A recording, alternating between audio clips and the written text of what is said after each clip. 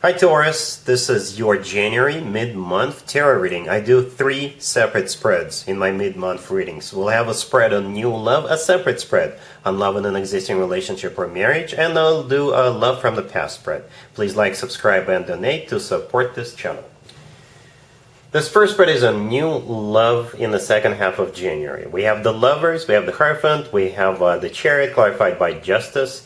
In the potential outcome, we have the Knight of Pentacles with the Empress and the Ten of Pentacles, and we also have the Wheel of Fortune on the bottom of the deck. You could be dealing with a fellow Earth sign, another Taurus, Virgo, or Capricorn. You could be dealing with a Gemini, or a Cancer, or a Libra.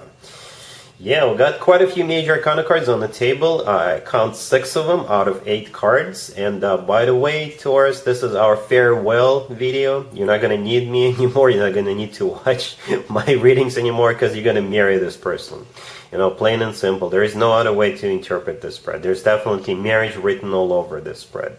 And this person could be this person is at least your soulmate. You know, they could be a twin flame connection if you believe in twin flames, but they're definitely at least your soulmate.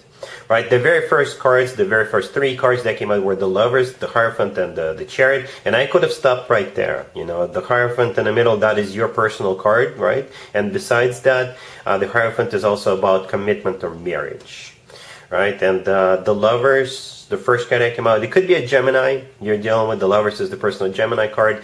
But again, the Lovers is a soulmate card. This is a card of a twin flame connection if you believe in that. And the Lovers could simply be the love of your life. The Lovers is also a card of a choice, but I don't really see you hesitating. I don't really see you choosing. Well, granted, yes, we all choose to be in a relationship, or we all choose to get married, right? So you're definitely choosing to move forward with this person, right? The Hierophant, as I already mentioned, that's you, or a card of a commitment or marriage. The Chariot right next to the Hierophant is the personal Cancer card.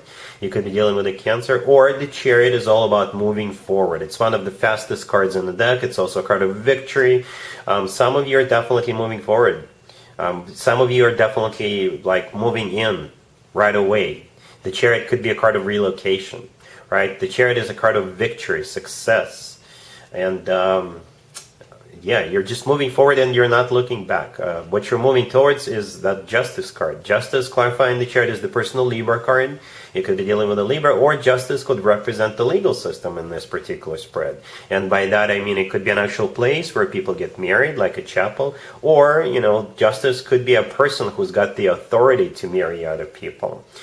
And besides that, we also have the Wheel of Fortune on the bottom of the deck. It's another major arcana card. You know, the Wheel of Fortune is a start of a new cycle, a very fortunate new cycle. The Wheel of Fortune is always good news in my spreads.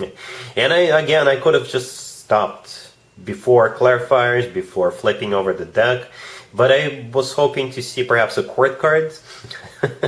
But we got what we got in that potential outcome. We have the Knight of Pentacles with the Empress and the Ten of Pentacles. That's an amazing potential outcome, to be honest with you. If you ask me, right? The Knight of Pentacles could be a fellow Earth sign, another Taurus, Virgo, Capricorn coming towards you. But the Knight of Pentacles is a very serious offer. The Knight of Pentacles is the slowest knight out of all 4 knights, but at the same time it's the most serious, the most stable, the most grounded, the most long-term potential type of deal with the Knight of Pentacles. Right, then we have the Empress. The Empress, that is definitely you. So you're at least in this reading twice. The Hierophant is your card, and I think the Empress is also you in this particular spread. That's the way this person sees you, right? They are putting you up on a pedestal. They see you as their future wife or their future significant other, because the Empress is the mother of the tarot deck, so they see you as someone they want to have children with, if that is still an option for you. But besides that, the Empress is simply abundance in its purest form, and you know, the Empress is actually one of the most positive cards in the deck. And in my spreads, the Empress usually shows up as a sign from above or a stamp of approval from the universe for a connection to move forward. And that Chariot card is definitely the two of you moving forward. And the very last card that came out is the Ten of Pentacles. The Ten of Pentacles is a commitment or marriage card. So that's the second commitment or marriage card. Justice could also qualify as a commitment or marriage card, right? But the Ten of Pentacles with the Hierophant, those two are definitely marriage cards. The Ten of Pentacles is a very solid, very grounded type of deal. This is when people buy real estate together, they grow old together, have children together, you know, and yeah, very serious spread, a very serious spread. You're definitely not going to need to watch my videos anymore, because this is a done deal right here. This new person coming into your life, this is a done deal, Taurus. Really happy for you. Congratulations. Taurus, if you are already married or if you're in a relationship, this spread is for you. We have strength clarified by the Nine of Cups. We have the Page of Pentacles, we have the Page of Wands, and we also have the Ten of Cups on the bottom of the deck. I see children, lots and lots of children. If you have children, that makes total sense. If you don't, perhaps you'll be babysitting for somebody, you know, and this whole spread has to do with children. So even if you don't have children, you may be encountering children. Like I said, it could be your neighbor's children. If you're an aunt or an uncle to some kids, then you'll have those kids roaming around your place a lot. You see those two pages right there? Those pages come through as children. And the Ten of Cups on the bottom of the deck all the way to your right, there's also a couple of adults and also kids jumping around, right?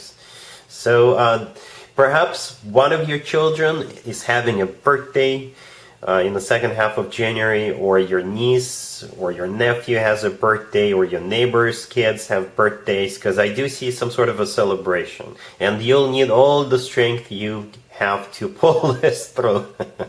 The first card that came out is strength. You know, strength is the personal Leo card. If your significant other or a relative or a neighbor is a Leo, that makes total sense. But strength, I think, is you actually having to, you know, put your strength and effort into this, whatever it is that's happening here. And I think it's some sort of a celebration. There's nothing bad here. You know, it's just everything revolves around children in the second half of January for you. Strength is clarified by the Nine of Cups. The Nine of Cups in some decks is a card of a celebration. The Nine of Cups is a card of a dream come true. It's also a card of personal satisfaction and fulfillment. So yeah, you'll probably need strength to get this through, to get through this period. But you know, children, they misbehave, but they always make us happy. You know, they always make us happy. So yeah, it's not a bad spread, but you'll have to, you know, pull this off. All right, cool. Let's see if anybody comes back from the past for you, Taurus, in the second half of January. Keep in mind, it could be somebody from a couple of months ago, a year ago, or a couple of years ago, so it doesn't have to be the most recent ex. Also, keep in mind, we'll have both Venus and Mercury in retrograde in the second half of January, and that could mean more exes than usual, potentially resurfacing. So here comes one of them, right? We have the Fool, clarified by the Star. We have the Moon. We have the Nine of Cups, clarified by the Knight of Swords, and we also have the Five of Pentacles on the bottom of the deck. You could be dealing with an air sign, Gemini, Libra, or Aquarius in particular. You could also be dealing with a Pisces. So I'm going to call it a reconciliation. You know, you're off to a good start here, but to be honest with you, I do not see any commitment or marriage cards. So I think you'll just, you know, have to play it by ear with this person. And yeah, no commitment or marriage, no strings attached. That's what I'm getting here. But you're just gonna give it a shot. You know, it's kind of like you'll have this understanding in your own head that you are taking a risk with this person. You'll know that for a fact you're taking a risk with this person, but you're still gonna go for it. Right, so we got the Five of Pentacles on the bottom of the deck all the way to your right. This is a card of somebody feeling left out in the cold, somebody feeling miserable. I think that's the way this ex is feeling right now. So they're going to crawl back and beg for mercy. And perhaps you'll just feel sorry for this person, I guess. I wouldn't recommend getting back together based on that, but perhaps you will. I don't know. You can always leave me a comment, let me know how this plays out for you, by the way. But the Fool card, the first card that came out, is a card of taking a risk. It's a card of, you know, second chances. It's a card of just going for it. It's a card of wiping the slate clean. The Fool is clarified by the Star. The Star is the personal Aquarius card. You could be dealing with an Aquarius. The Star could also be a card of healing, and the Star could be a wish come true. And it's definitely a wish come true, at least for that person, for your ex. right? The moon in the middle is the personal Pisces card. You could be dealing with a Pisces, or the moon is one of the most emotional cards in the tarot deck. So like I said, they could be crawling back. They'll have this sobby story. They'll tell you how much they suffer without you, how much they miss you, and perhaps that's how you're taking them back, right? Then we have the Nine of Cups, clarified by the Knight of Swords. The Nine of Cups is another wish come true card, just like the Star. The Nine of Cups is also a card of personal fulfillment and personal satisfaction. So perhaps this person satisfies you in some shape or form.